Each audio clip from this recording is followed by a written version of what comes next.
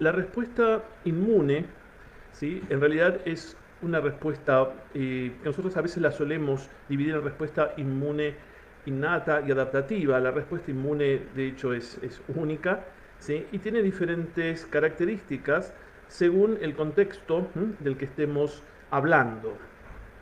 Ustedes ya han empezado a tratar algunos aspectos en relación con la respuesta inmune ya la semana pasada. Habrán visto con la doctora Analía Riccardi, habrán visto los tipos de receptores, RRPs que reconocen PAMPs, ¿sí? Habrán hablado también del sistema de complemento, una cantidad de estrategias que se ponen en marcha para lidiar, por ejemplo, contra un agente infeccioso. La respuesta inmune igualmente va más allá de lo meramente infeccioso. ¿Sí? De hecho, no hay especialidad médica que no esté cruzada en mayor o en menor grado por la inmunología. La respuesta inmune puede montarse frente a bacterias, parásitos, virus, y lo que tendremos que agregar acá también son hongos, con diferentes características. Hay bacterias extracelulares, intracelulares. En el caso de los virus sabemos que son parásitos intracelulares obligados, ¿sí? que tienen la característica de ser infectivos, ¿sí? por la presencia de su ácido nucleico, ya sea DNA o RNA. También tenemos parásitos con diferentes también posibilidades, desde el mintos hasta, bueno, ya lo van a ir viendo cuando vayan cursando, ¿no? Y también hongos. La semana pasada ustedes ya han visto, ¿sí? Se ha descrito la relevancia de los eosinófilos, los basófilos, mastocitos, ¿sí? Podemos hacer hincapié más que nada en células NK y en las células dendríticas plasmocitoides. Y vamos a ver su relevancia, ¿sí? Frente a una infección viral, por ejemplo.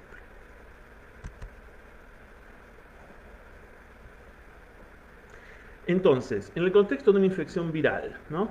¿Qué mecanismos se ponen en marcha? En un primer momento, ¿sí? Lo que es fundamental al comienzo es detectar, ¿sí? algo del virus, como por ejemplo, ¿qué cosa? Los ácidos nucleicos. Sabemos que los virus pueden ser virus a DNA o RNA, ¿sí? ¿Y cómo los detectamos? ¿Cómo detecta el sistema inmune la presencia de esos ácidos nucleicos virales? Mediante distintos sistemas de receptores, por ejemplo TLR, ¿sí? familia de RIGS, que tiene el motivo de licasa, sensores de DNA, ¿sí? Estos ya los han descrito seguramente la semana pasada. Dentro de TLR, el TLR3, el 7, el 8, el 9, que reconoce, ¿sí? motivos CpG no metilados, ¿sí? del DNA. Familia RIG, que tiene motivos de licasas, a su vez, bueno, con los diferentes tipos que hay, ¿no? RIG, MDA5, según la extensión y las características, y bueno, y la especie del RNA también, ¿no? Y hay sensores también de DNA viral, que ya han seguramente descrito con la doctora Riccardi. O sea que el primer paso es el reconocimiento de la infección, ¿sí? viral mediante precisamente la detección del ácido nucleico viral. Y esto induce la producción de interferón de tipo 1. Esa va a ser nuestra primera temática. ¿Qué características tiene el interferón? El interferón fue descubierto en el año 1957 por Isaacs y Lindemann. Es una citoquina producida por mamíferos, aves, reptiles, peces, ¿sí? Y está evolutivamente conservado. La mayoría de las células sintetizan interferón cuando son infectadas, ¿sí? Y el interferón secretado inhibe la replicación de un amplio espectro de agentes virales, por diferentes mecanismos que vamos a ver ahora en un ratito. Y de hecho no se requiere de la replicación viral para inducir la producción de interferón, sino que cuando el virión se une al receptor de las células, eso dispara, ¿sí? la expresión de interferón. La presencia de RNA doble cadena, DS double strand, ¿sí? o también la presencia de endotoxinas y demás, promueve la síntesis del interferón.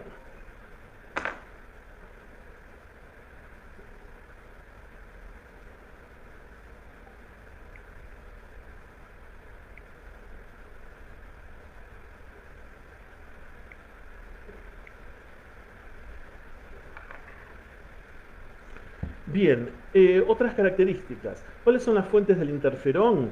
Bueno, células infectadas, células dendríticas, células plasmocitoides. Son importantes las células plasmocitoides como una, digamos, fuente, ¿sí? fundamental de interferón. El interferón solo actúa en células que presentan receptores para interferón. Es decir, si una célula, digamos, hipotéticamente, sintetiza interferón, pero no tiene un receptor con el cual pueda interactuar ese interferón, ¿sí? una vez secretado, ¿sí? No hay posibilidad de acción del interferón. En otras palabras, el interferón puede actuar sobre una célula que presenta receptores para esa citoquina. La cascada de transducción de señales inducidas por interferón, ya sea alfa, beta o interferón gamma e interleuquina 6, involucra a las familias de las JAK-STAT. Vamos a ir haciendo algunas aclaraciones. Dentro de interferón, ¿sí? O sea, el interferón es una gran familia, ¿sí?, de citoquinas, y encontramos digamos, dentro de, esta gran familia diferentes clases. Hay interferón de clase 1, de clase 2. Los de clase 1 son interferón alfa, interferón beta. ¿Sí? El interferón de tipo 2 es el interferón gamma. Y el interferón, llamado a veces interferón de tipo 3, es la interleuquina 6. Por lo tanto, si tenemos una célula infectada, un virus, por ejemplo, RNA infecta una célula, entonces tenemos este virus infectante, el material genético viral activa sensores de ácidos nucleicos, y eso induce la transcripción y la traducción de interferón de tipo 1. Esto se produce a través de la activación de ciertos factores de transcripción, IRF3 o bueno, NF-kappa, varios. Los interferones liberados por la célula infectada interactúan con los receptores para interferón sobre la propia célula infectada o sobre células vecinas también. Bien, y de esta forma estimula la síntesis de proteínas antivirales. Ahora vamos a hablar un ratito de las proteínas antivirales. Las proteínas antivirales degradan el RNA viral e inhiben la síntesis, ¿sí?, de proteínas, e interfiriendo así con la replicación viral. Vamos a ver que puede actuar a diferentes, y de hecho actúan a diferentes niveles, o sea, el interferón puede actuar a diferentes niveles para inhibir la replicación viral. ¿Qué células producen interferón de tipo 1 en respuesta a la infección viral? Prácticamente todos los tipos celulares poseen algún sensor capaz de detectar la presencia de una infección viral, y en respuesta pueden producir interferón de tipo 1. Sin embargo, las principales células que producen interferón de tipo 1 son las células dendríticas plasmocitoides. No confundamos células dendríticas plasmocitoides con células dendríticas mieloides, que son distintas, y que son a su vez distintas de las células foliculares dendríticas. Todo esto lo iremos desarrollando a lo largo de la cursada. ¿Cuáles son las principales características de las células dendríticas plasmocitoides? Son relevantes en etapas tempranas, ¿sí?, de las infecciones virales. Componen aproximadamente 0,2-0,8% de las células mononucleares, ¿sí?, periféricas, y expresan también TLR7 y TLR9, ¿se acuerdan? Los Toll-like receptors, que reconocen DNA y ARN virales también, ¿sí?, y expresan una extraordinaria capacidad para producir interferón de tipo 1. ¿Dónde se van a ubicar? En sangre periférica y órganos linfáticos secundarios, o sea que, por ejemplo, ganglios linfáticos, ¿sí?, en respuesta a procesos infecciosos, entonces son reclutadas al tejido infectado. Los interferones tipo 1 son una herramienta esencial en la inmunidad antiviral. Los interferones tipo 1 comprenden 16 miembros, como ya hemos mencionado. Hay 12 subtipos de interferón tipo alfa. Interferón tipo beta creo que hay una sola proteína, epsilon, kappa, ¿sí?, a no confundir con interferón de tipo 2, que es el gamma, que no tiene nada que ver con los de tipo 1. Los interferones de tipo 1 se caracterizan por ejercer una poderosa acción antiviral y estimulan la transcripción de entre 500 a 2000 genes, que son genes inducidos o inducibles, ¿sí?, por interferón. La inducción de estos genes confiere lo que se denomina un estado antiviral. Estamos hablando de mecanismos inmunológicos muy conservados a lo largo de la evolución. ¿Cuáles son las acciones biológicas mediadas a través del receptor, ¿sí?, común para interferones alfa y beta? Bueno, ¿cuáles son las principales funciones? Por un lado, tornan a las células vecinas refractarias a la infección viral. Por otro lado, activan a las células NK, incrementan la expresión de moléculas de histocompatibilidad de clase 1, incrementan la presentación de antigénica a través de moléculas de CMH1, favorecen el desarrollo de la memoria T, es decir, tienen algunas también implicancias en lo que es el desarrollo o la modulación del futuro desarrollo de la respuesta inmune adaptativa. Todavía estamos con respuesta inmune innata. Pero de hecho hay una retroalimentación entre respuesta inmune innata y adaptativa. El receptor para interferón es el famoso receptor IFNAR.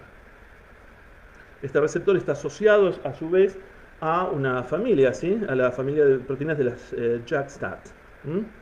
O sea, las JAK quinasas y luego STATs como factores de transcripción. Esa sería como la vía de transducción de señales involucrada. El interferón modula la proliferación celular, potencia la capacidad de las NK de lisar células infectadas por otros patógenos. O sea, a su vez, el interferón actúa sobre otros tipos celulares como NK. Y también, bueno, potencia la actividad de las NK. ¿sí? Inhibe síntesis proteica, incrementa la expresión de SMH. La semana que viene, cuando vean la clase SMH, van a entender la relevancia de la expresión del SMH para erradicar una infección viral, por ejemplo, o para erradicar un tumor, ¿sí? Todos los procesos infecciosos conllevan siempre la producción de interferón. Y esta citoquina es la responsable de los signos y síntomas característicos del famoso síndrome gripal, ¿sí? El interferón se utiliza además como agente antitumoral, y por ejemplo el interferón alfa se usa contra algunos tumores, el beta, interferón beta, por ejemplo, se usa para esclerosis múltiple, también para algunas enfermedades autoinmunes. El interferón tiene propiedades también de regulación del ciclo celular, inhibe también en el caso de algunos tumores la proliferación celular, o sea, tiene algunas propiedades más allá de lo estrictamente antiinfeccioso, antiviral.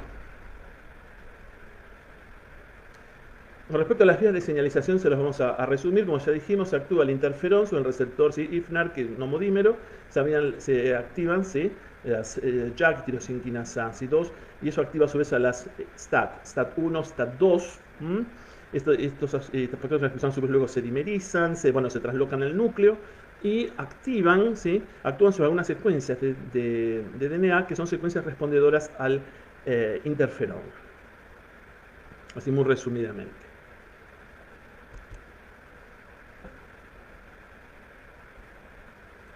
Bien, a ver.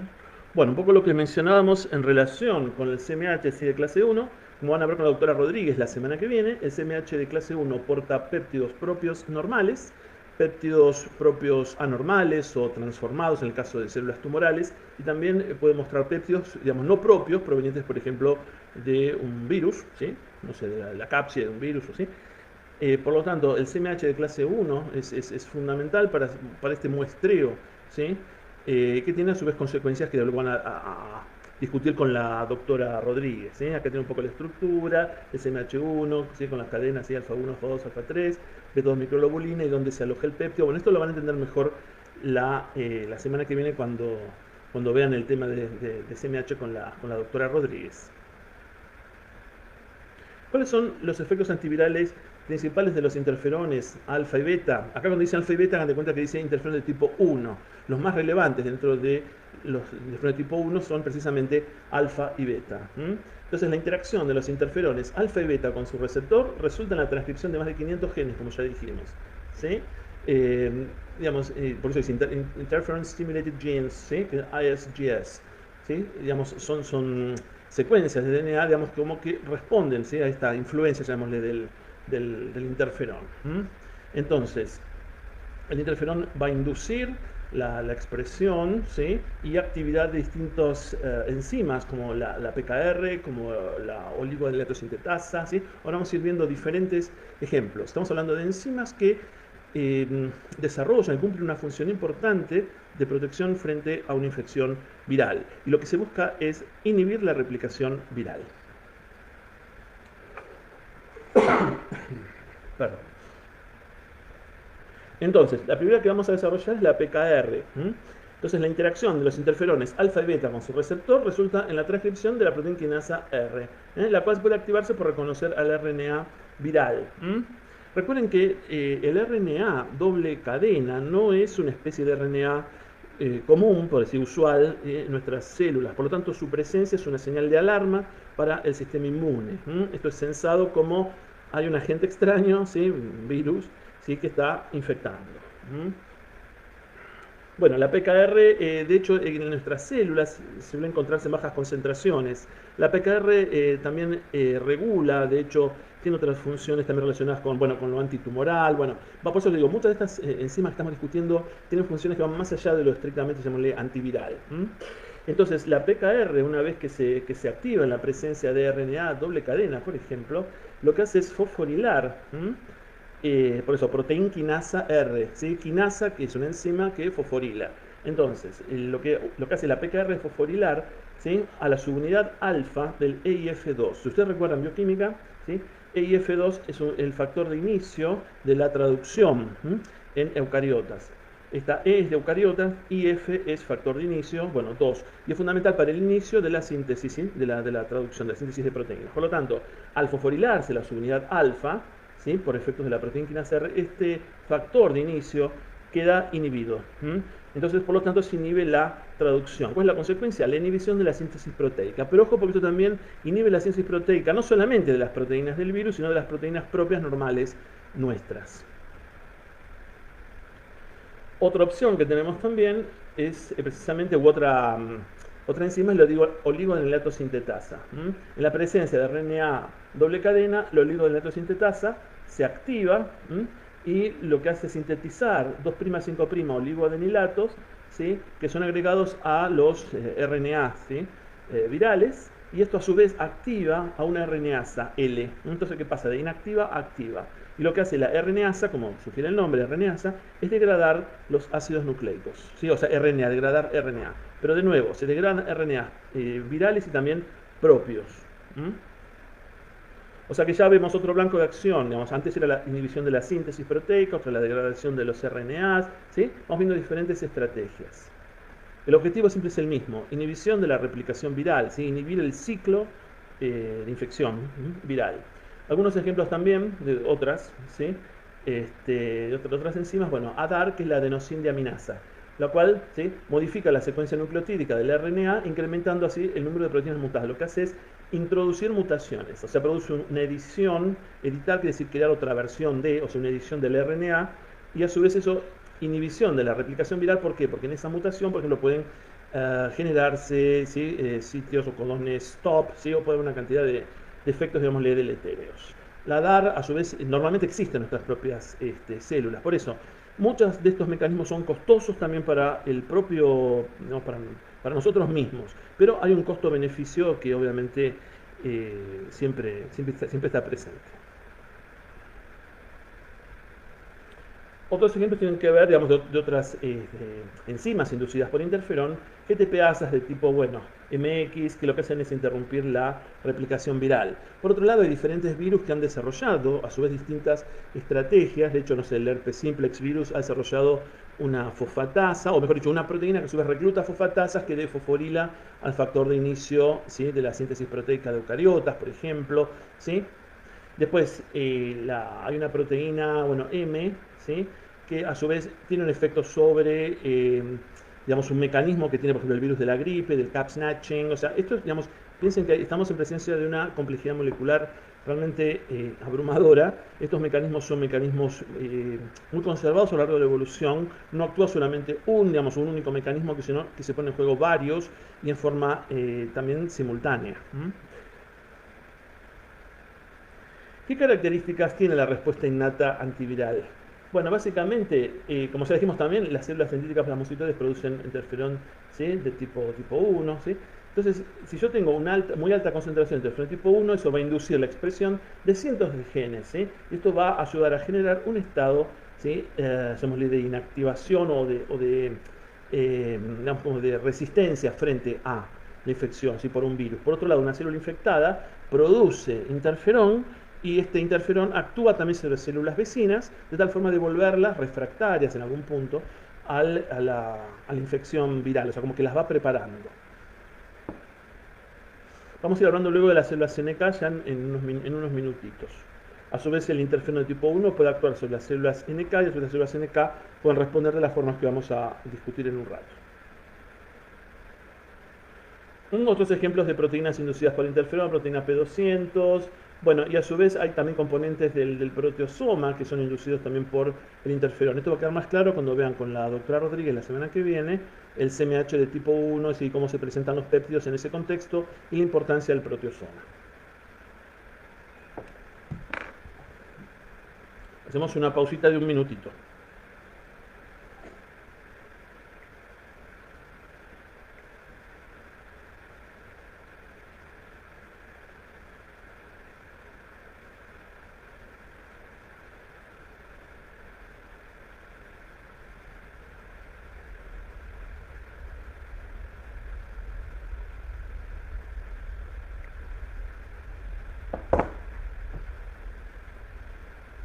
El interferón gamma es un interferón de tipo 2 y es producido por las células NK y también por los linfocitos T.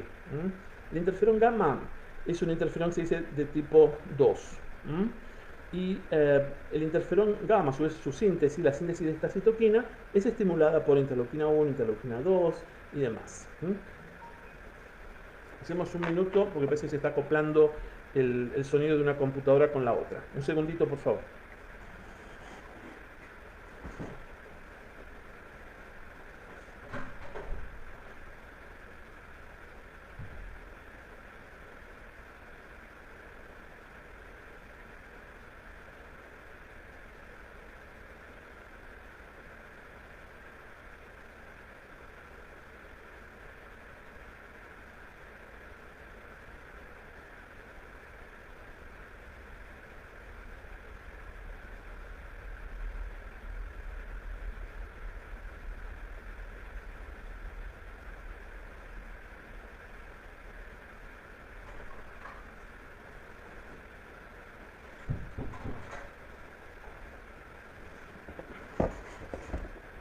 Bien, continuamos un poquito.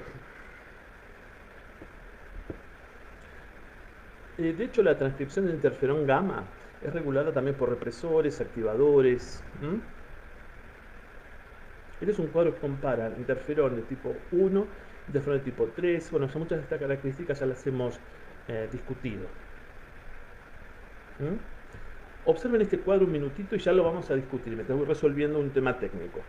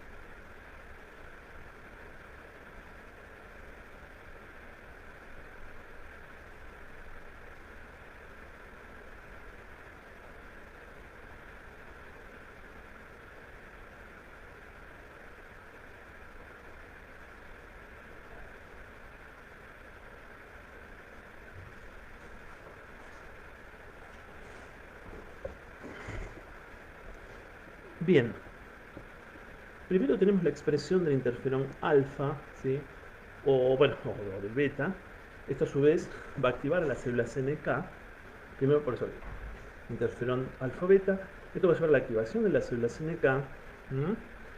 Y luego, más tardíamente, después ya de los 7 días, va a ir empezando la respuesta, ¿sí? La respuesta inmune adaptativa. Hasta estamos en las primeras etapas.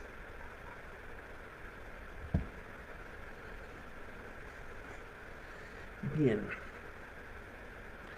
El interferón gamma es la principal citoquina activadora del macrófago y relaciónenla siempre con, con la activación del macrófago con la respuesta adaptativa. Mientras que a los alfa, beta, ¿sí? Respuesta inmune innata, mecanismos básicos, primera línea de defensa.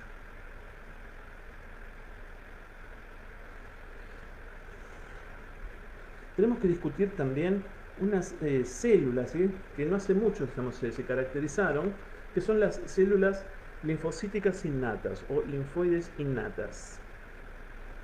Estas células, ¿qué origen tienen? Bueno, se originan en médula ósea, no poseen TCR, no poseen el receptor para células T, ¿sí? Son células linfoides, pero no son linfocitos, provienen de un progenitor linfocítico común. Este progenitor linfocítico común va a dar origen tanto a linfocitos B como a linfocitos T, como a células CNK, y también a las células linfocíticas innatas. Existen 3 tipos principales de células linfocíticas innatas, que son las ILC del inglés.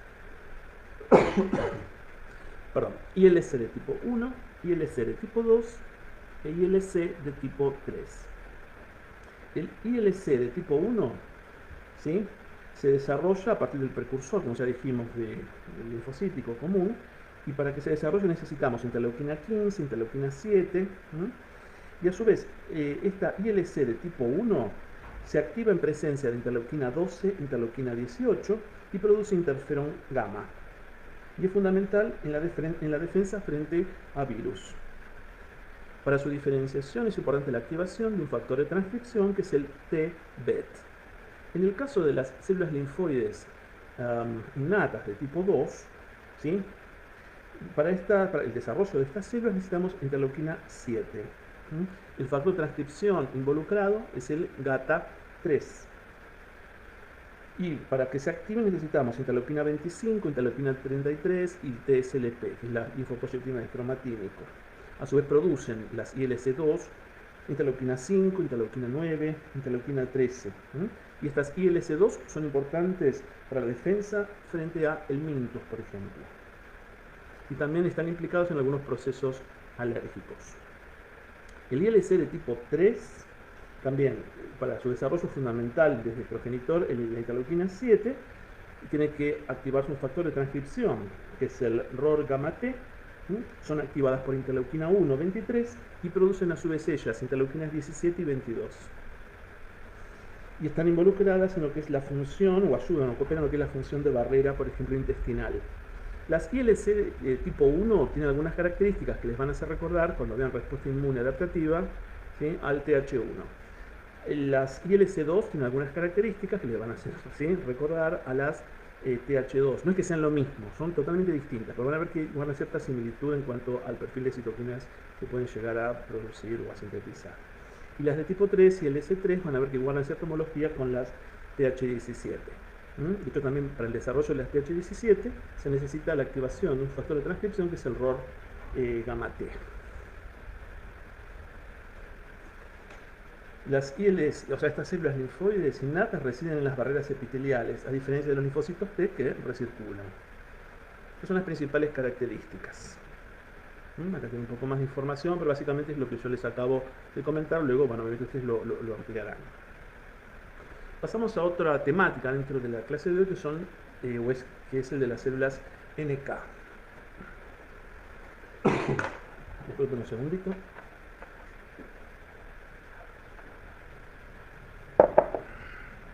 Las células NK son células de la respuesta inmune innata. NK proviene del inglés, Natural Killer, o sea, son células asesinas natas.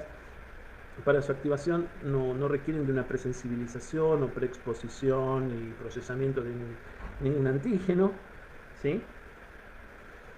Acá tienen un ejemplo, digamos, de deficiencias que pueden darse en células NK y las consecuencias, digamos, clínico-patológicas.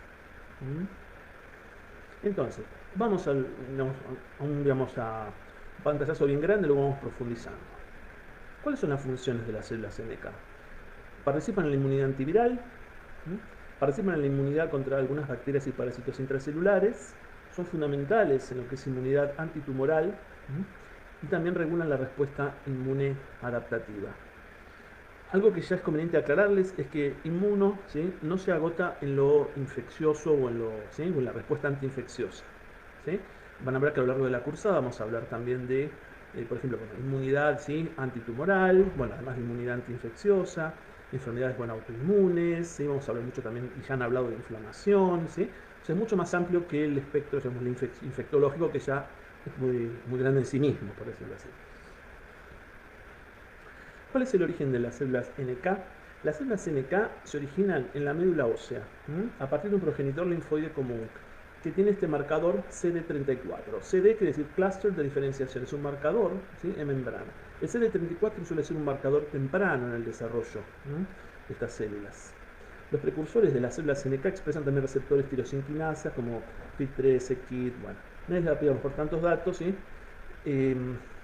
Importante para que se desarrollen las células NK, la interleuquina 15. Y esto la generan las células estromales en médula ósea. O sea que las células NK en desarrollo tienen que sintetizar receptor para interleuquina 15 para poder desarrollarse, ¿sí?, para poder diferenciarse. ¿Cómo hacen las células NK para reconocer a las células blanco? Utilizan receptores de activación y de inhibición. Según el balance que se vaya dando, ¿sí?, así, o según cómo se integren las señales activadoras e inhibitorias, así será la respuesta final de la célula NK. ¿Cómo hacen las células NK para reconocer a las células blanco?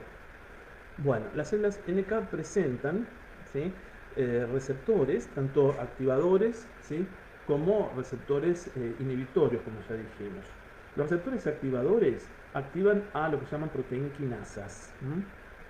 O sea, dentro de la célula NK, es decir, cuando el receptor activador, ¿sí?, encuentra su ligando, eso a su vez lleva a la activación de proteinquinasas intracitoplasmáticas. En el caso de los receptores inhibidores o inhibitorios, esto lleva a la activación de fosfatasas, que son las enzimas que remueven los grupos fosfato.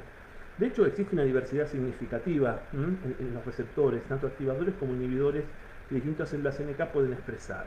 De hecho, también la expresión de muchos de estos receptores es, llamémosle, aleatoria o estocástica, o sea que pueden haber subpoblaciones entre lo que es, lo que son las células NK, que puedan tener cierta especialización funcional frente a un estímulo en particular. Eso lo vamos a ir discutiendo. Los receptores activadores de las NK van a reconocer sobre todo distintos ligandos que se expresen, por ejemplo, en células sometidas al estrés celular, ¿no?, o células infectadas, o células neoplásicas, tumorales. Bien, hay dos tipos de receptores activadores: los receptores KIR y los receptores lectina tipo C.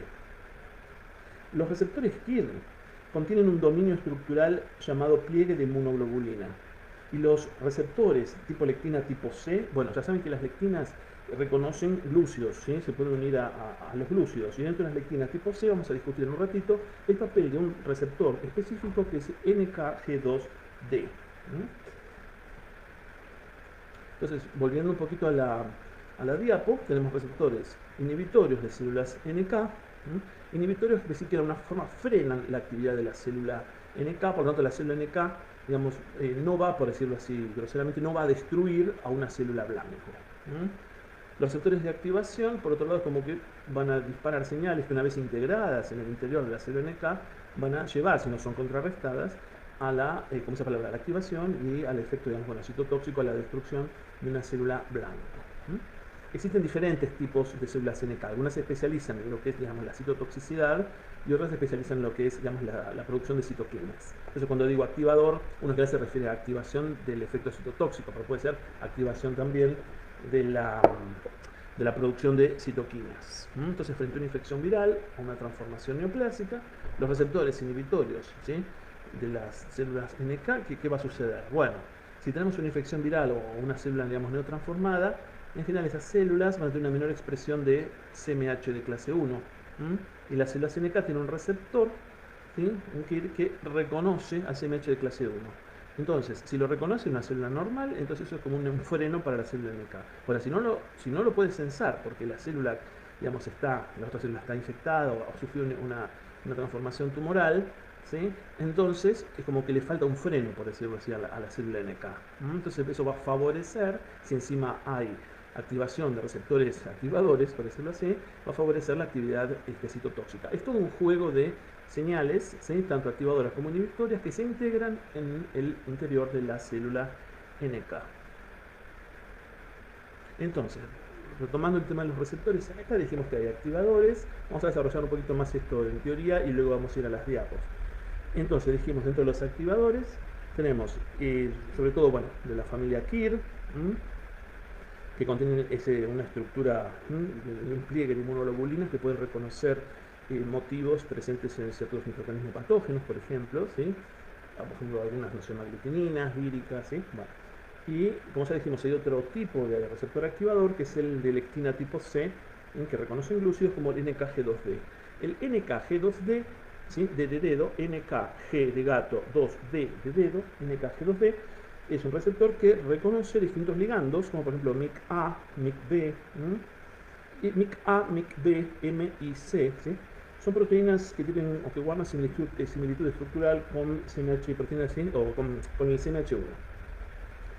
Y a su vez se expresan en células infectadas por virus y en células tumorales. MIC-A y MIC-B, ¿sí?, son los ligandos, mismo que el ULBP, de NKG2D, y se asocian en general a un alto recambio, ¿sí?, o turnover celular, como ocurre, por ejemplo, en los casos de una transformación neoplásica, por ejemplo.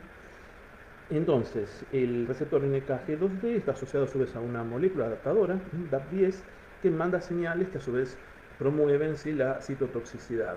Otro receptor también activador es el CD16, que es un receptor de baja afinidad para inmunoglobulinas, para IgG, y se une a la porción Fc de ciertos tipos de inmunoglobulinas, por ejemplo IgG1 e IgG3.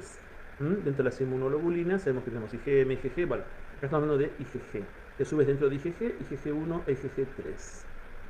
Y a su vez el CD16 está unida, digamos, indirectamente a proteínas que generan señales como DAP2 y demás, que ya son, digamos, intracelulares, o sea, están dentro de la célula NK. Entonces vemos acá como la respuesta adaptativa, ¿no?, retroalimenta también a la respuesta inmune innata, porque esa IgG1 y IgG3, ¿de dónde vino? Obviamente de la adaptativa. El CD16 va a ser importante en este mecanismo que se denomina citotoxicidad dependiente de anticuerpos, que ahora vamos a desarrollar. Eso con, digamos, los principales receptores activadores. Dentro de los inhibidores tenemos dos tipos principales, ¿sí? Tipo KIR y tipo LIR. L de, ¿sí?, Luis, I de Irma, R de Rosa. LIR. KIR por un lado y LIR. Y dentro de los inhibidores de tipo KIR tenemos a los inhibidores, ¿sí?, que se unen a distintas moléculas distintas de CMH de tipo 1, que es un poco lo que mencionábamos recién. Y dentro de los LIR tenemos, por ejemplo, al heterodímero CD94-NKG2A. Este heterodímero CD94G2A, NKG2A, a su vez se une, reconoce a la HLA-E, que a su vez muestra péptidos derivados de moléculas y de otras moléculas de CMH1. Todo esto va a cobrar mayor, digamos, significación cuando tengan la clase de CMH. Ahora solamente lo estamos mencionando. Acá tienen un poco un esquema que integra algunos ejemplos que estamos discutiendo. Entonces, tenemos receptores activadores, receptores inhibidores. Entonces, dentro de, por ejemplo, de los activadores, ¿sí?, tenemos hablamos lo del NKG2D, ¿sí?, bueno, también el CD16, ¿correcto? Y dentro de los inhibitorios tenemos algunos tipos de KIR que reconocen moléculas de clase 1, de CMH de tipo 1, y después el NKG2A asociado al CD94, ¿sí?, bueno, que reconocen HLA-E, como ya mencionamos. En el caso del NKG2D, forma un homodímero, no hace falta del CD94 como en el caso del NKG2A. Y cuando ustedes vayan leyendo esto va a quedar, digamos, más claro. Los receptores activadores tienen un motivo ITAM. ITAM de activación, ¿sí?, que a su vez posee un residuo de tirosina que se fosforila por la acción de distintas quinasas citoplasmáticas. Eso a su vez recluta otras quinasas que amplifican la señal. Y eso va a llevar a la activación con la consecuente actividad citotóxica o la consecuente secreción de citoquinas según la población de NK, ¿sí?, que estemos considerando. Por otro lado, los receptores inhibidores tienen motivos ITIM, con I y latina de inhibición, con un residuo también de tirosina que también es fosforilado y actúa como una dársena de anclaje, ¿sí?, sobre la cual se van a ir, digamos, como uniendo directa o indirectamente fosfatasas, y que va a llevar a la inhibición de la señal intracelular en las células NK. Algunos ejemplos de interacciones ligando-receptor. En general, los ligandos NKG2D, receptor activador, se expresan en bajos niveles en los tejidos sanos y se inducen por neotransformación o infección por patógenos intracelulares, en el caso de virus y algunas bacterias también intracelulares. Estos son algunos ejemplos nada más, y el NKG2A que mencionamos recién. Entonces, vamos a ver distintos escenarios como para ir resumiendo todos estos conceptos que estuvimos desarrollando. Tenemos, por ejemplo, una célula NK, ¿sí?, frente a una célula, ¿sí?, de nuestro organismo, por ejemplo. Entonces tenemos una célula NK, ¿sí?, un receptor inhibitorio, que tiene que reconocer a CMH de tipo 1, por ejemplo, y un receptor activador de los que estuvimos mencionando. Entonces, si la célula en cuestión, que es censada de alguna forma, ¿sí?, no presenta el CMH de tipo 1, tampoco presenta ligandos que puedan activar, bueno, en teoría no habría respuesta. Esto es muy esquemático, ¿no?, también, pero es como para que veamos algunos conceptos grandes. Por otro lado, si la célula es una célula normal, que tiene una expresión, digamos, normal de CMH de tipo 1, esto va a frenar, o sea, al interactuar con el inhibidor de la célula NK, ¿sí?, es como que inhibe, por decir así, la actividad citotóxica. Por eso cuando dice una respuesta citotóxica. Por otro lado, no hay ligandos activadores. Bien. Los virus y los tumores tienen un comportamiento en algún punto similar, en el sentido de que los virus en general lo que promueven por distintos mecanismos es una baja, ¿sí?, un downregulation en la expresión, ¿sí?, de CMH tipo 1. Lo mismo pasa en el caso de los tumores, porque lo que se busca es bajar la expresión del CMH1 para evitar expresar lo que puede resultarle, digamos, peligroso, un virus o un tumor, ¿sí? Un fragmento peptídico proveniente de ellos. ¿Por qué? Porque esas células que presenta este componente, llamémosle anormal, va a ser detectada como una célula evidentemente peligrosa y que va a ser eliminada. Esa es un poco la lógica de esto, muy a grandes rasgos.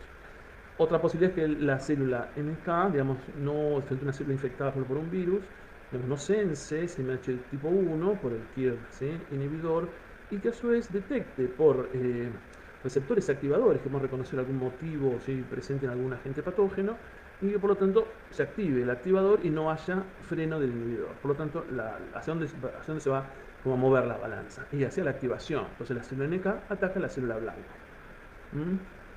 Y si tenemos de los dos, o sea, tanto CMH1 y también ligandos activadores de los receptores de activación, bueno, esa respuesta va a estar determinada por un balance de señales, o sea, se integran las señales en el interior de la célula NK y según lo que resulte de esa integración, así será el comportamiento de la célula NK. Esto de nuevo es muy esquemático, ¿sí? Hay más posibilidades, esto solamente como para que tengamos algunos conceptos grandes. Los mecanismos antiinfecciosos mediados por las células NK son básicamente de dos tipos. Por un lado, bueno, mecanismo de citotoxicidad por mecanismo secretorio, por exocitosis de gránulos, ¿sí? De granzimas perforinas, básicamente, y a través de un mecanismo no secretorio mediante la activación de receptores de muerte. Y las células NK también producen, como ya vimos, citoquinas, como por ejemplo interferón gamma. Ese interferón gamma es muy importante, por ejemplo, para activar macrófagos. Y de hecho hay un crosstalk, o sea, un diálogo cruzado entre macrófagos y células NK.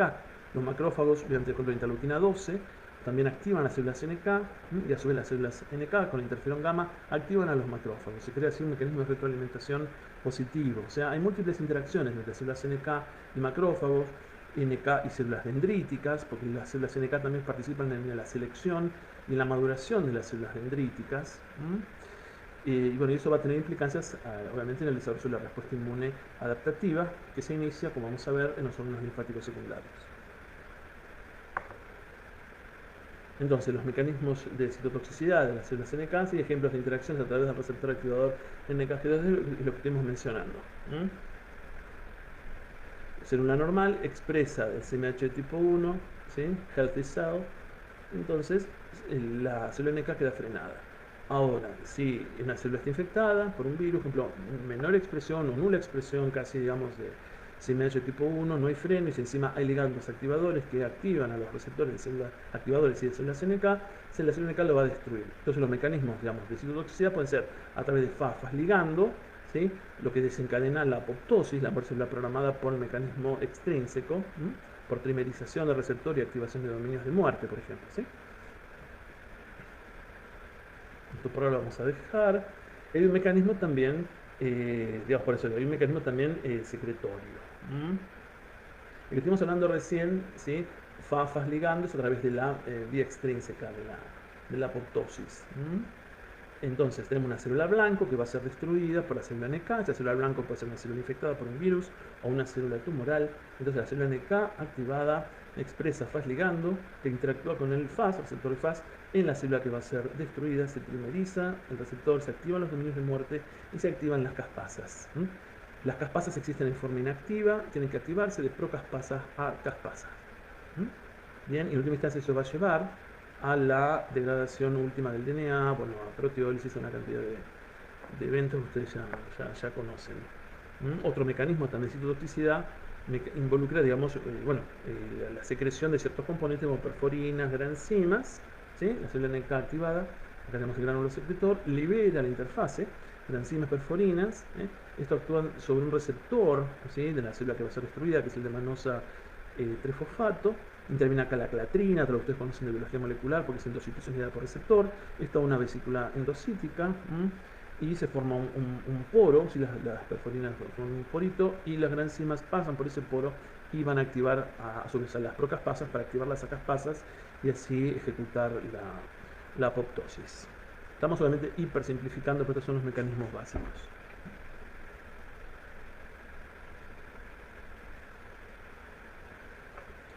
Acá tienen ¿sí? Un ejemplo de los gránulos, la polarización de los gránulos.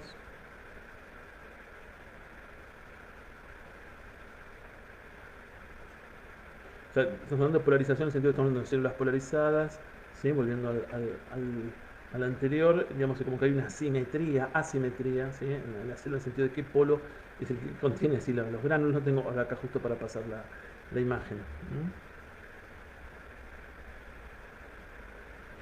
En el caso de ADSC que habíamos hablado, ADSC quiere decir citotoxicidad dependiente de anticuerpo. Para eso es fundamental el CD16. El CD16 ¿sí? favorece la citotoxicidad, es un receptor activador. Eso tenemos, por ejemplo, una célula blanco, puede ser una célula tumoral. Esa célula tumoral expresa, ¿sí? algún epitope propio de ese tumor. Es reconocido, ¿sí? Esos epitopes sobre la superficie son reconocidos por inmunoglobulinas de tipo IgG. Esas inmunoglobulinas opsonizan, ¿sí? Cuando digo opsonizar, quiere decir como hacer más apetecible para, ya sea o la fagocitosis o lo que fuere. En este caso estoy marcando, ¿sí? a esta célula. Y luego la célula NK, mediante el CD16, ¿sí? va a proceder al ADCC. Entonces, cuando dice FC, gamma R, son los receptores para cadena gamma, la porción FC de la cadena gamma de las células NK, CD16, reconocen los anticuerpos IgG y por lo tanto luego este entrecruzamiento de los FC gamma R activa las células NK que van a destruir a la célula blanco. Las células NK que tienen una alta expresión en CD16 se especializan en la actividad citotóxica.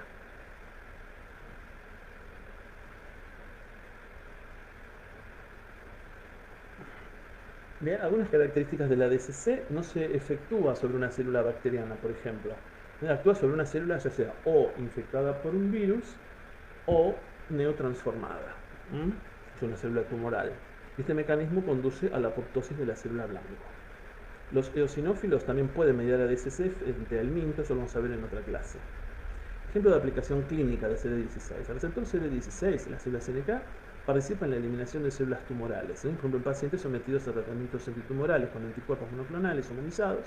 Entonces, estos anticuerpos pueden reconocer las células tumorales, estos epitopes propios del tumor, se van a pegar a esos, por decirlo así, y luego a su vez, esos anticuerpos van a ser reconocidos a través del mecanismo de CD16, como acabamos de decir. Obviamente es muy fácil decirlo, llevarlo a la práctica esto es mucho más complejo. También mencionamos que existen dos poblaciones principales de células NK. Tenemos unas que se especializan en lo que es la actividad citotóxica y otras que se especializan en la producción o secreción de citoquinas. El 90% aproximadamente tiene una especialización en lo que es citotoxicidad, digamos.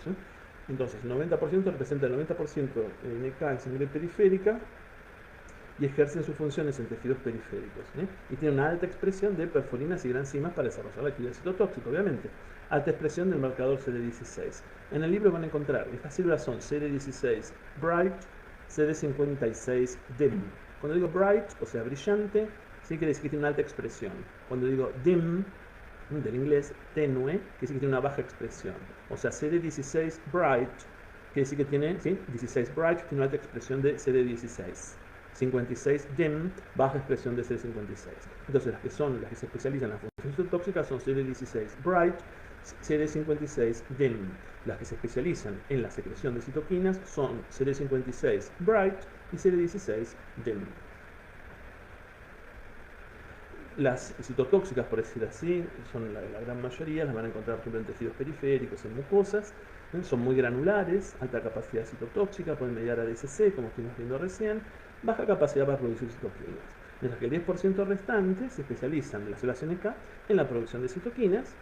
Las van a encontrar, por ejemplo, en órganos linfáticos secundarios, básicamente, débil expresión de perforinas y granzimas, pero se especializan en la producción de citoquinas, entre ellas citoquinas proinflamatorias, como TNF-alfa, interleuquina 1, también interferón gamma, de hecho, también, ¿sí? Alta capacidad de producir citoquinas, baja capacidad citotóxica natural y baja capacidad de mediar ADCC. O sea, lo que tiene más una, lo tiene menos la otra, por decirlo así. Esto, véanlo, es solamente, si quiere, una reseña, ¿sí? Se ha visto que algunas células NK, aún reconociendo células del organismo que no tengan una alta expresión de CMH1, no las atacan. Entonces, ¿por qué no las atacan? Bueno, hay diferentes mecanismos que intentan explicar esta tolerancia que presentan las células NK hacia las otras células del organismo con baja expresión de SMH1. Hacemos unos segunditos de pausa y ya seguimos.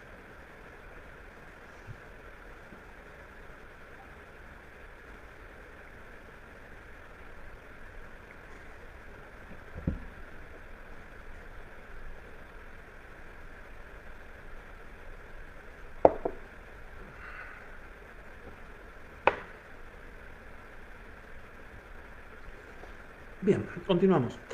La respuesta innata, como ya dijimos, constituye, bueno, forma parte, digamos, de la respuesta inmune, digamos, en general. En ciertos casos logra erradicar la infección, en otros casos no logra erradicarla, pero permite evitar, por ejemplo, la diseminación de un patógeno hasta que se active una respuesta adaptativa, llamémosle como más específica, ¿no? Y contribuye muchas veces a determinar la naturaleza de la respuesta adaptativa que se va a producir luego. La respuesta innata, de hecho, modela la respuesta adaptativa.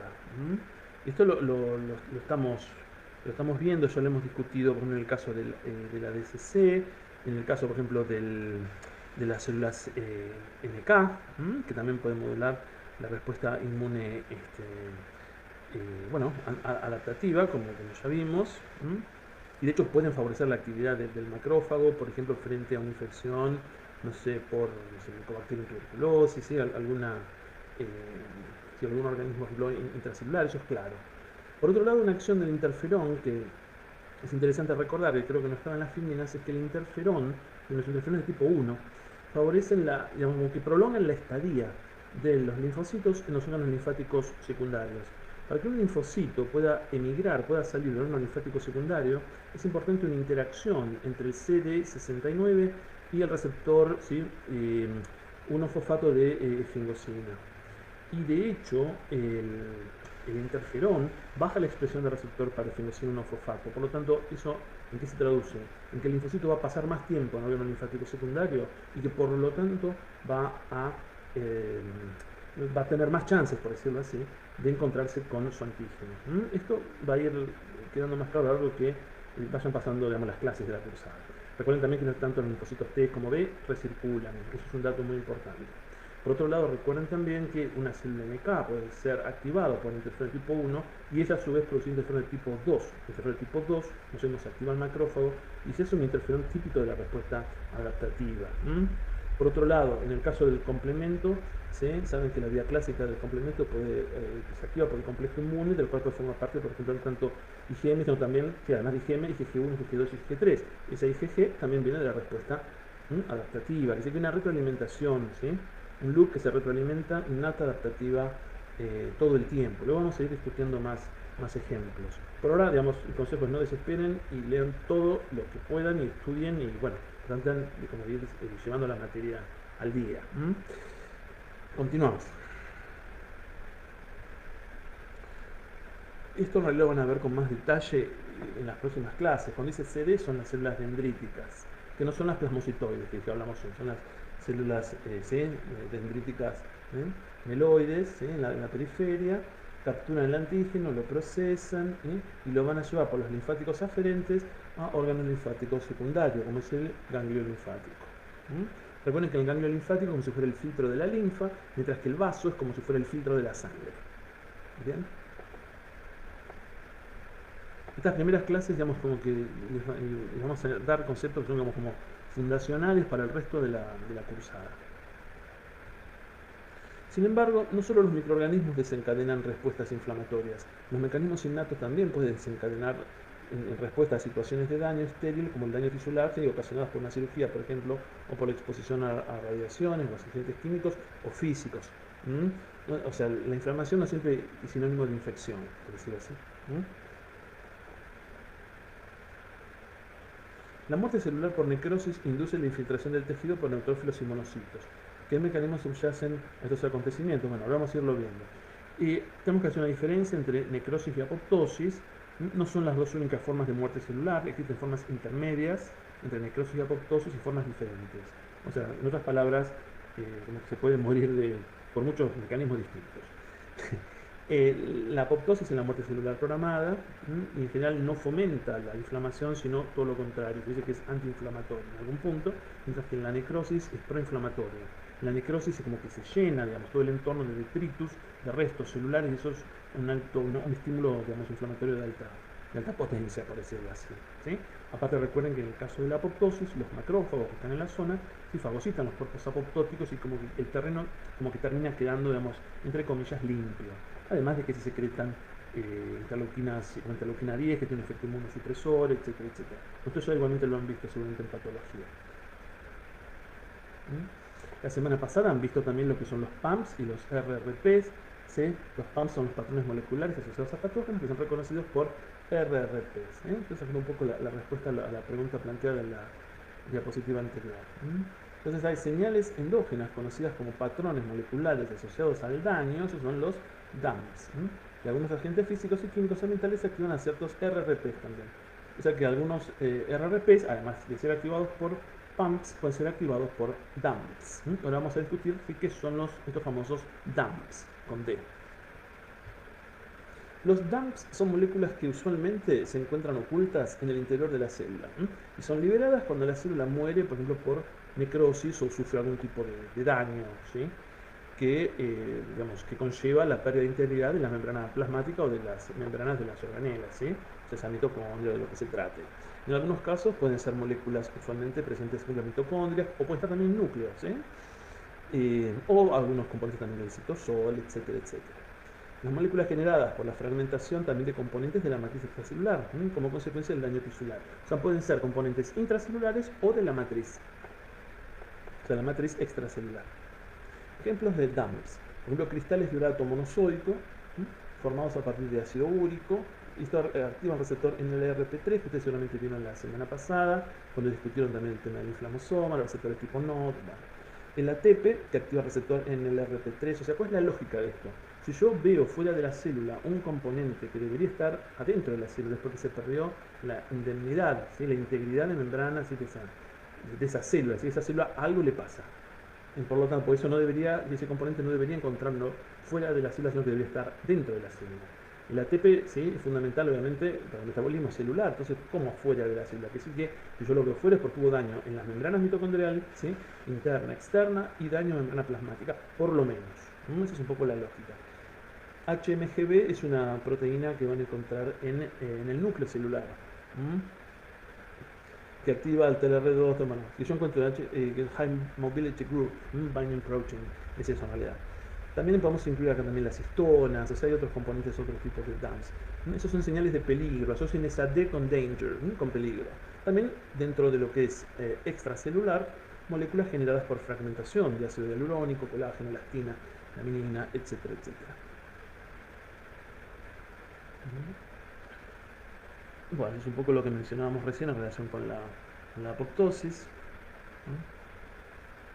Entonces, ¿cuáles son las posibles consecuencias de la activación de una respuesta inflamatoria en situaciones de daño estéril, deterioro de tejidos del huésped, o se induce una respuesta adaptativa frente a antígenos propios? Ojo con eso también, porque a veces hay presentación de neoantígenos. Eso lo vamos a ir discutiendo de a poco.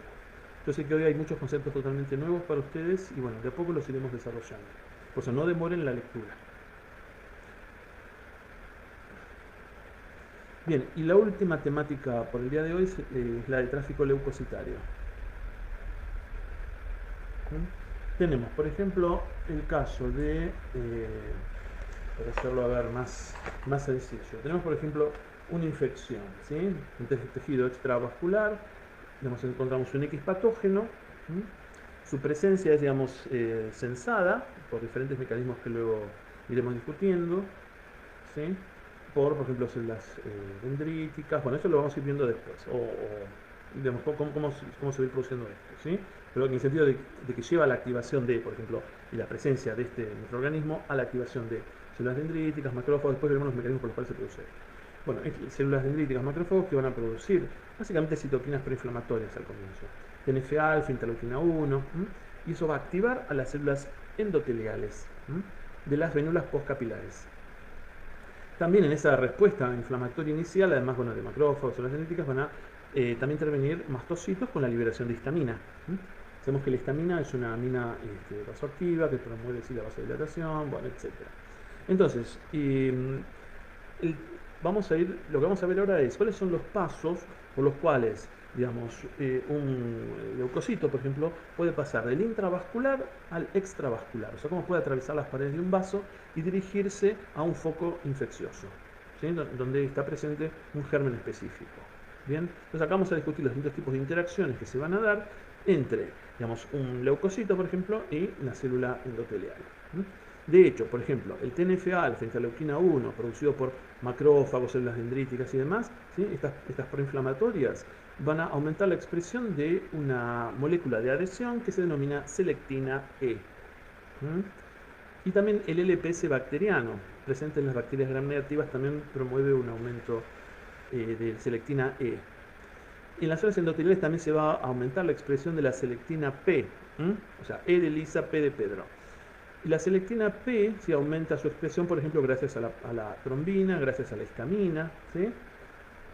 En los lugares de inflamación, ¿qué vamos a tener? Bueno, básicamente vasodilatación, se lentece el flujo sanguíneo y los leucocitos se van a ir, digamos, marginando, se van a ir acercando, obviamente, y pegando, ¿sí?, al endotelio vascular. Y van a surgir ahora una cantidad de interacciones, ¿sí?, entre esos leucocitos y las células del endotelio. Y por eso el primer estadio es el que se denomina de rolling, ¿sí?, de rodamiento. Entonces, como concepto grande, ¿qué es lo que determina la correcta migración de las células del sistema inmune a los tejidos donde deben actuar? Y básicamente el patrón de expresión de las moléculas de adhesión. Y por otro lado, el patrón de expresión de receptores de quimoquinas. Son estos dos factores principales. Ahora los vamos a ir desarrollando. Yo les dije, las selectinas, por ejemplo, son moléculas de adhesión. Existen, o sea, las moléculas de adhesión son familias en realidad, ¿sí? No hay una sola molécula de adhesión, constituyen familias, y dentro de ellas hay 5 familias. Familias de las selectinas, sialomucinas, integrinas, moléculas pertenecientes a la superfamilia de inmunoglobulinas y también las caderinas. En el caso del tráfico leucocitario, las que nos van a interesar son las selectinas y las integrinas. Por otro lado, es interesante mencionar que las integrinas exhiben distinto grado de afinidad por sus ligandos dependiendo del estado de activación. Si están activadas, van a tener mayor grado de afinidad por sus ligandos. ¿Sí? Cuando están de esta forma plegada, tienen menor afinidad. Cuando se activan, se van, ¿sí?, como extendiendo y logran mayor afinidad. Y esa mayor afinidad de la integrina va a ser importante a la hora de la adhesión estable del leucocito. Ahora vamos a ir desarrollando esto. O sea, la adhesión estable del leucocito al endotelio. Quimiotractantes, bueno, esto es lo que ustedes ya seguramente han visto ya también la semana pasada. Esto no hace falta que lo recuerden. Entonces, esto un poco resume lo que hemos hablado hasta ahora. Hablamos de la cascada de adhesión, ¿sí?, leucocitaria, ¿sí? ¿Cuáles son los pasos, ¿sí?, por los que va atravesando este leucocito, o que va siguiendo este leucocito, para ir del intra al extravascular? Son 4 pasos básicos, y que son los mismos para todos, ¿sí?, los leucocitos. Lo que va a cambiar, según la célula, van a ser qué moléculas van a interactuar con qué otras moléculas, pero los pasos básicos son los mismos. Son 4. El rolling, ese rodamiento inespecífico, hablamos recién de la marginación, ¿sí?, y el leucocito va rodando literalmente sobre el endotelio vascular. Luego la adherencia estable, en donde va a ocurrir la activación de las integrinas que estuvimos mencionando recién. Luego la diapédesis, donde el leucocito se extiende prolongaciones y va pasando entre las células, ¿sí?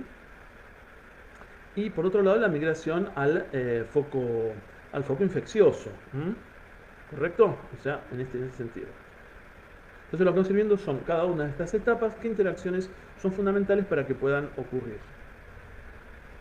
Tienen un esquema más o menos similar, ¿sí? Rolling, adherencia estable, y diapédesis y migración, ¿sí? Bueno, ¿qué moléculas de adhesión vamos a necesitar para la extravasación, por ejemplo, de los neutrófilos? Primer paso, rolling, como ya dijimos. Mencionamos recién a la P-selectina y a la E-selectina, presentes en el endotelio. Bueno, ¿por qué se llama P-selectina? En realidad se llama P-selectina o selectina P porque se encontró por primera vez dentro de las plaquetas. Y de hecho, esta selectina dentro de las células endoteliales se almacenan los gránulos de Palade, a lo mejor ustedes recuerdan. Y la histamina del mastocitos y la trombina, ¿sí? Durante el proceso de coagulación, ¿sí? que se va generando, aumentan, ¿sí? la expresión. En el caso de la selectina E, ¿m? Se sintetiza también en las células endoteliales y los principales estímulos, como ya vimos, son las citoquinas proinflamatorias, ¿sí? Interleuquina 1, TNF-alfa, producidas por células dendríticas, macrófagos. Bien, entonces, esto que dice PSGL son, digamos, como si fueran las moléculas con las cuales interactúan, que son, en general, son glúcidos complejos altamente sialilados. Tienen una alta cantidad de residuos de ácido siálico, que son de la familia de Lewis, ¿sí? De Lewis X, entonces se recuerdan algo de bioquímica. Y en el caso del neutrófilo, el neutrófilo presenta la L-selectina que actúa con el glúcido cisialilado, en este caso PSGL del endotelio. O sea, estas interacciones son fundamentales en esta primera etapa de rodamiento, donde las interacciones son interacciones muy, muy débiles, de hecho, ¿sí? El próximo paso, ¿sí? Es el de la adherencia estable. Para la adherencia estable y también para la diapédesis, bueno, van a ser importantes las integrinas. ¿Qué son las integrinas? Bueno, también son moléculas de adhesión celular y que aumentan rápidamente su afinidad por el ligando en respuesta a ciertas señales. ¿Sí? Por ejemplo, por decir algo, no sé, la interleuquina 8, ¿sí? Producida por otra célula, queda, digamos, unida al paransulfato en células endoteliales. A su vez, esto es captado por receptor para interleuquina 8, ¿sí? En el neutrófilo, por ejemplo. Por otro lado, el neutrófilo, ¿sí? Va a aumentar, produce un aumento de afinidad, ¿sí? de la integrina por su ligando. Hay dos tipos de integrinas, ¿sí? Entonces tenemos por un lado las quimoquinas que están unidas a la célula endoteliar, estamos hablando de vénulas postcapilares, ¿sí? Se une al receptor en leucocitos, ¿sí? De quimoquinas, como estamos retomando. Y a su vez, la integrina del leucocito se une al ligando sobre la célula endotelial, ¿sí? Existen dos tipos de integrinas fundamentales, ¿sí? Que nos van a interesar, LFA1 y BLA4. LFA1 y BLA4. LFA1 viene del inglés, ¿sí? Que quiere decir antígeno 1 asociado a la función del leucocito, ¿sí? Y el BLA4, que es Very Late Antigen, ¿sí? Antígeno tardío o muy tardío. Estos dos están presentes en el neutrófilo. Y a su vez el LFA1 interactúa con el ICAM1 e ICAM2 del endotelio y el BLA4 con VCAM1 del endotelio. Por ejemplo, también puede ser MAC1, ICAM, pero esto creo que es a nivel del tracto gastrointestinal. Por eso es importante ver no solamente de qué célula hablamos, sino también en qué región anatómica estamos, porque a veces la expresión, tenemos según la región anatómica, distinta expresión de moléculas. Para que ocurra luego la diapédesis, tienen que, obviamente esas uniones intercelulares, tienen, digamos, que degradarse temporalmente, y para eso también son fundamentales estas interacciones LFA1, ICAM1 o BLA4, BCAM1.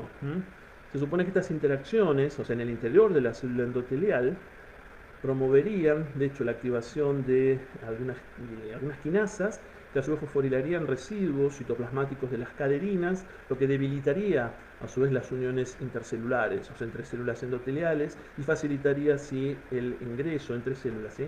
De los neutrófilos. Por otro lado, también hay degradación de la membrana basal, ¿sí? Hay también actividad de proteasas, bueno, y ya los neutrófilos van a ir moviéndose al foco infeccioso por la acción de gradientes y de quimoquinas. Es importante mencionar también que los neutrófilos no recirculan, sino que los neutrófilos se extravasan, cumplen su función, por decir así, y mueren por decir así, en la trinchera. O sea, no recirculan ganglios linfáticos, sangre, ¿sí? Como hacen los linfocitos B y los linfocitos T. Entonces, algunos conceptos para tener en cuenta. La importancia de la activación del endotelio, expresada como aumento de la permeabilidad vascular y expresión incrementada de CAMS. O sea, para que ocurran todos estos procesos que vamos a mencionar, las células endoteliales tienen que estar activadas, y para eso es importante la presencia de las citoquinas proinflamatorias, interleuquina 1, TNF-alfa, como ya dijimos, con aumento de permeabilidad vascular, expresión incrementada de CAMS. CAMS son moléculas de adhesión celular, como ya dijimos. En la etapa de adherencia estable, la interleuquina 8 activa las integrinas expresadas con el polimorfo, por ejemplo, y si las integrinas incrementan la afinidad por ICAM1 y ICAM2, lo que ya dijimos, y les permite al polimorfo adherirse al endotelio en forma estable. O sea, ya en el segundo paso, con la activación de las integrinas, ya no sigue rodando, sino que la adhesión se vuelve estable. Mientras en la primera etapa son uniones débiles, ahora son uniones fuertes. Durante la transmigración, que sería, digamos, diapésis y transmigración, que es la tercera etapa, el leucocito debe superar no solo la barrera que impone el endotelio, sino también la membrana basal, entre otras. Hay muchos obstáculos más. Bueno, esto lo van a ver en la clase de inmunodeficiencias. Bien. Entonces, como fundamental, la respuesta inmunológica cumple un rol relevante en la limitación de la proliferación de la mayoría de los microorganismos, por algunos mecanismos que estamos discutiendo hoy, y elimina infecciones ocasionadas por microorganismos patógenos para evitar su diseminación también. ¿Sí? Bueno, con esto damos por finalizada la presentación de hoy. Cualquier duda después, bueno, nos las hacen llegar.